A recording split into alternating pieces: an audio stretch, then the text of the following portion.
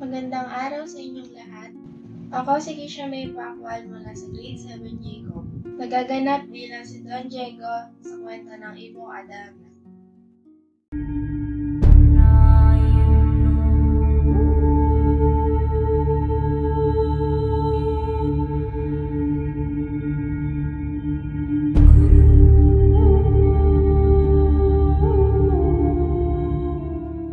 Nanumbalik ang liwanag na sa palasyo ay tumakas. Hari at reynang marilag may ngiti ng masarap. At ang tatlong magkakapatid sa dati ring pagniniig. Pasanaray anong tamis, bahagya may di nag-alit. Muling ipinagpatuloy ng hari ang panunungkol. Hari ay mahinahot, ang lahat ay umaayon. Buhat ng siya'y gumaling, Adarna'y naging aliw. Oras-oras kong dalawin, parang bata kong larpin. At sa kanyang pagmamahal, pati reyna'y namamaang.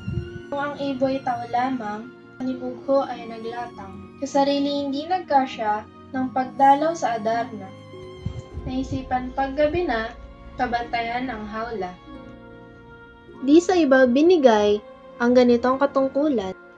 Bakaan niya pabayaang makawala o mamatay.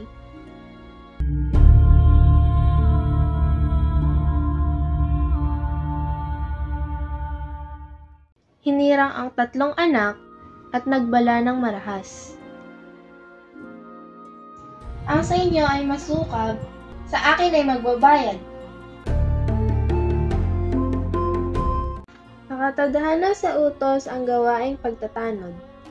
Ang tatlo ay sunod-sunod. Sa magdamag walang tulog. Tatlong hati sa magdamag, bawat isa'y 3 oras. Para nilang hinahatak ang gabi sa pagliwanag. Ang panahoy pumapanaw, araw ay di matulasan.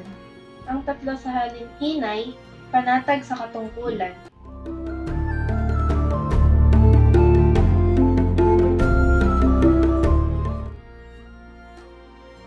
Subalit yaong inggit, sawang maamoy bumabangis.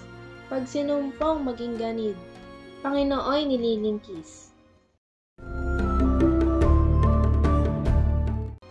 Si Don Pedro ang pinatawad, sa gawaing di mararapat. Sa sarili naging galak, kapatid ay pahamak. Naisipan isang gabi, sa kanyang pag-iisa. Kahihiyan ng sarili, lihim na ipaghiganti. Kapatid na pangalaway, niyayang magsabay sila ng pagtanad sa Adarna at magsabay ring magpahinga. Si Don Diego ay nagtanong, "Kasabay ba ako ngayon?" Mamayay, "Sino kung gayon na magbabantay sa ibon?" Kay Don Diego ang kasagutan, "Gisingin mo si Don Juan. Pagdating dito ay iwan, at wag na siyang halilhan. At paano naman siya tatanod ng makalawa? Huwag kang mag-alala at bukas tayo magkikita."